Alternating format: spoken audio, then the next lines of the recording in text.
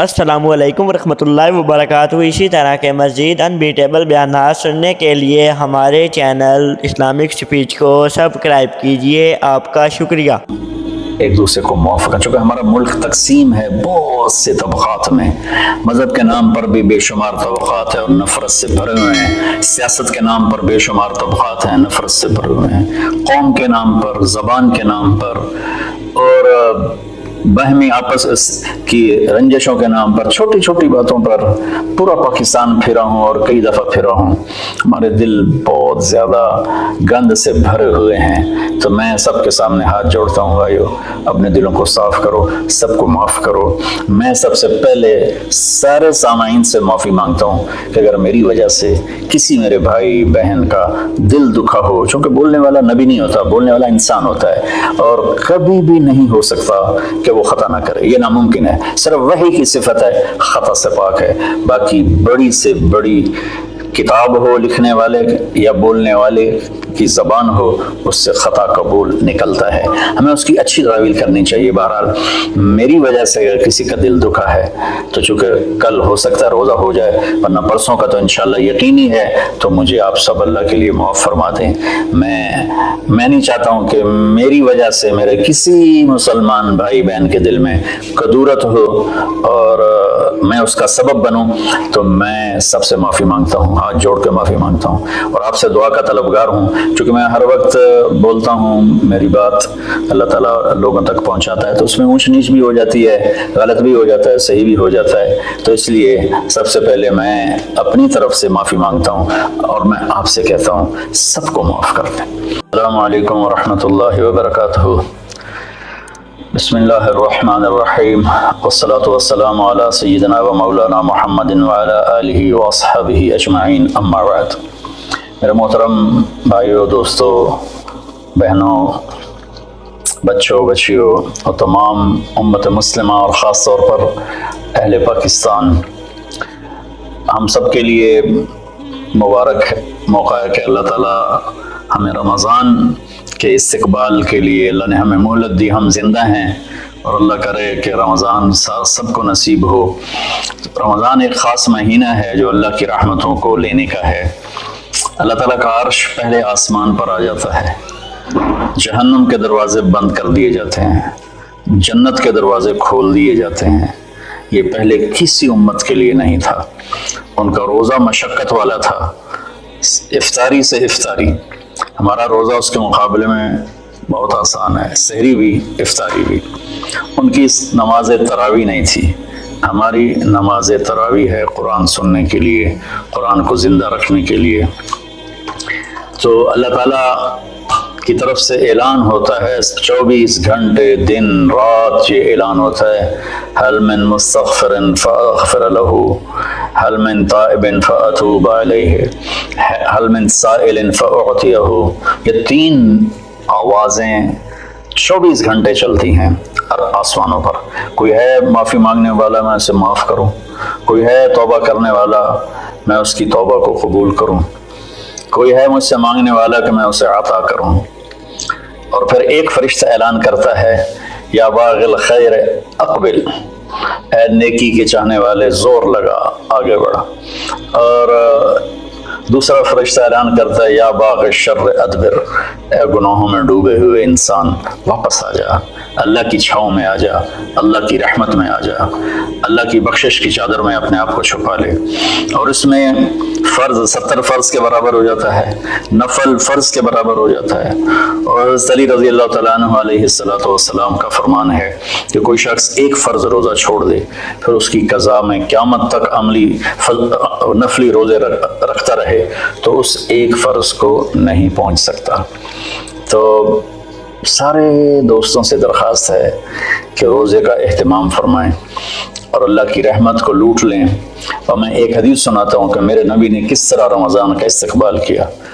آپ ممبر پر تشریف لائے، خصوصی طور پر جمع کیا، یا جمعہ کا خطبہ تھا تو آپ خطبہ بیٹھ کے نہیں دیتے تھے، کھڑے ہو کے دیتے تھے، چونکہ آپ کا خطبہ مختصر ہوتا تھا۔ تو آپ نے فرمایا، ماذا یستقبلکم وماذا تستقبلون، وہ کون آ رہا ہے؟ مفہوم ہے، لفظی ترجمانی مفہوم مطلب، ہم نے کہا وہ کون آ رہا ہے اور تم کس کی طرف جا رہے ہو؟ سب یوں ہو گئے. پھر آپ نے کہا ماذا یستقبلکم وماذا تستقبلون، وہ کون آ رہا ہے اور تم کس کی طرف جا رہے ہو؟ سارے صحابہ میں ہلچل مچ گئی. تیسری دفعہ ماذا یستقبلکم وماذا تستقبلون، وہ کون آ رہا ہے، کس کی طرف جا رہے ہو؟ سارے پیچھے مڑ مڑ کے دیکھیں، پیچھے تو کوئی بھی نہیں. تو حضرت عمر رضی اللہ تعالیٰ عنہ کھڑے ہوئے علیہ الصلوۃ والسلام. انہوں نے فرمایا یا رسول اللہ اوحی نزل، یا رسول اللہ کوئی وحی آئی ہے؟ آپ نے فرمایا لا، کن نہیں.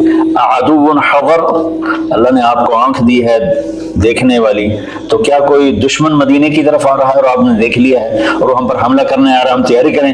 آپ نے کہا اللہ نہیں، یہ بھی نہیں. تو انہوں نے پوچھا بھائی یا رسول اللہ کون آ رہا ہے؟ تو آپ نے کہا رمضان آ رہا ہے. سبحان اللہ، کیا خوبصورت انداز تھا متوجہ کرنے کا، عظمت بٹھانے کا، حیبت بٹھانے کا، کہ رمضان آ رہا ہے.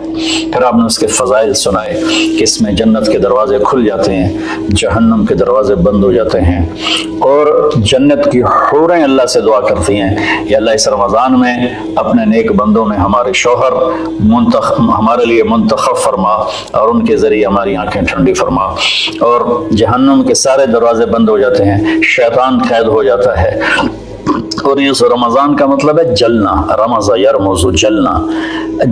سارے مہینوں کے نام عربوں نے رکھے، محرم، صفر، ربیع الاول، ربیع الثانی سے لے کر آخر تک. رمضان کا نام اللہ نے قرآن میں لکھا، شہر رمضان الذی انزل فیہ القرآن، کہ یہ عرشوں پر اس مہینے کا نام تھا وہ رمضان. تو اس مہینے کے نام اور روزے میں کیا مطابقت ہے، ان میں جوڑ کیا ہے کہ رمضان جل جانا.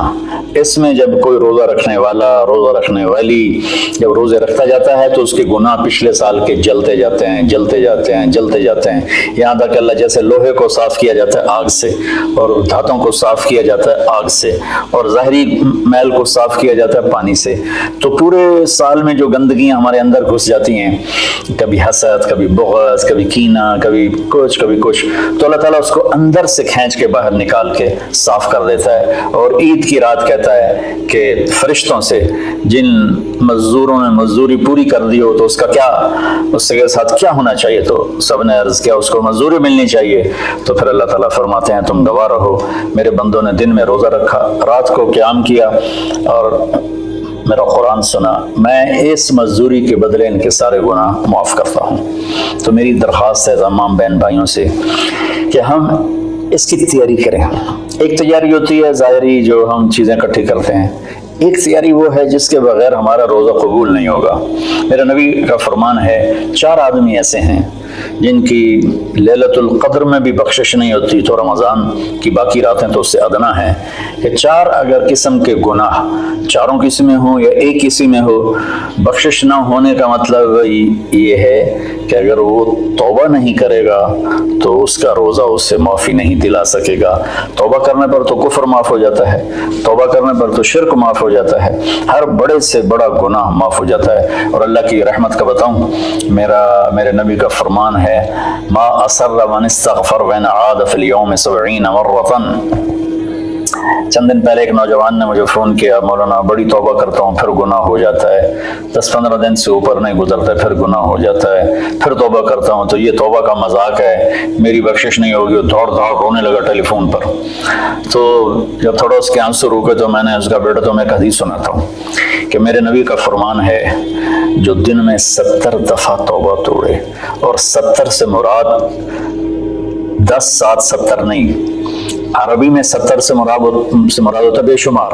میرے نبی نے فرمایا کہ جو دن میں 70 دفعہ توبہ توڑے اور پھر توبہ کر لے سچے دل کے ساتھ تو میرے رب کی نظروں میں وہ محبوب ہے، وہ اس کا پیارا ہے. چاہے وہ بار بار توبہ توڑتا ہے لیکن اس کے بعد وہ روتا ہے، معافی مانگتا ہے، اور آخری سانس تک اللہ نے توبہ کا دروازہ کھلا رکھا ہے. باب التوبۃ مفتوح ما لم یغرغر، جب تک گلے کا گھنگرو بند نہیں ہوتا اس وقت تک اللہ تعالیٰ بندے کی توبہ کے لیے دروازہ کھول کے بیٹھا ہوتا ہے. موت نظر آنے لگے پھر کہے یا اللہ میری توبہ، تو وہ قبول نہیں ہے. لیکن اس سے 1 منٹ پہلے اسے پتہ نہ ہو اور وہ توبہ کر لے تو اللہ اس کی توبہ معاف کرتا ہے.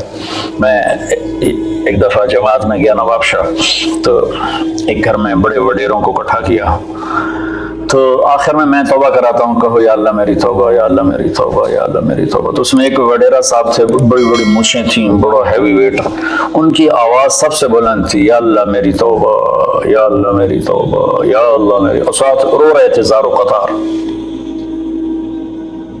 واہ میرے رب! یہ بیان تھا ظہر سے پہلے، وہ گھر گئے ہیں اور رات کو ان کو ہارٹ اٹیک ہوا اور ان کا انتقال ہو گیا۔ ساری زندگی نافرمانی میں تھی۔ مجھے لوگوں نے بتایا کہ وہ بڑے کوئی اچھا زندگی کا رخ نہیں تھا، لیکن میں یقین سے کہتا ہوں کہ اس دن کی ان کی توبہ نے ان کو اللہ کی بارگاہ میں محبوب بنا دیا، مقرب بنا دیا۔ تو میں صرف 4 باتیں ہیں میرے بھائی بہنوں۔ ایک ہے مدمن خمر، جو مستقل شرابی ہو اور شراب کا عادی ہو، اس کی رمضان کے روزے سے بخشش نہیں ہوتی۔ عاقل لوالدیہ، جو والدین کو پرزے کر دے۔ والدین کا اونچا بول کبھی کبھی بولا جاتا ہے، کبھی بدتمیزی ہو جاتی ہے، اس کو نافرمانی نہیں کہتے۔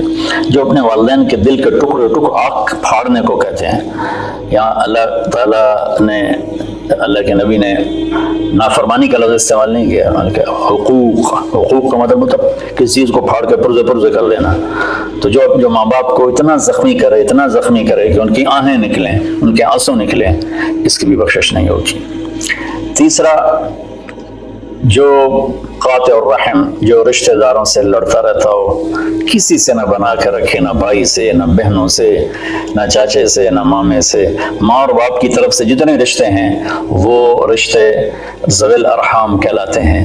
جو ان رشتوں کو توڑتا ہے اور ان سے لڑتا بھڑتا ہے، اپنے آپ کو سپیریئر سمجھتا ہے، یہ سب گند ہے، یہ سب ایسے ہیں، ایک اس کی بخشش نہیں ہوتی۔ اور چوتھا ہے المشاحن، جو دل میں کسی کے لیے بغض پالتا ہو، نفرت رکھتا ہو، حسد رکھتا ہو۔ المشاحن کا لفظ ان ساری چیزوں پر ہے۔ تو میرے بھائی بہنوں، اس میں جو چیز سب سے زیادہ عام ہے نا، وہ آخری ہے۔ ہر آدمی شرابی نہیں ہے، اللہ کا فضل ہے، کروڑوں مسلمانوں نے کبھی شراب کو دیکھا بھی نہیں ہے۔